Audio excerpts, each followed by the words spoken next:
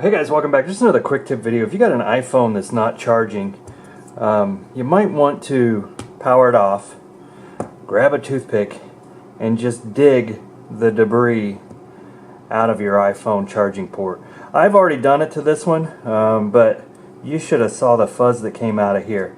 I choose a toothpick because it's non-conductive, so hopefully I can't bridge anything and ruin anything in there, but that's why I would power it off first. But anyway, quick tip, that's what I do when my iPhones aren't charging. That fuzz seems to get in there, pocket fuzz, pocket lint, whatever you want to call it, and inhibit that charge port connector from connecting with the charging cable. So I do that often. I also clean out my speaker ports here and there, and my power and silent switch ports also. So anyway, quick tip, that's all we have for today.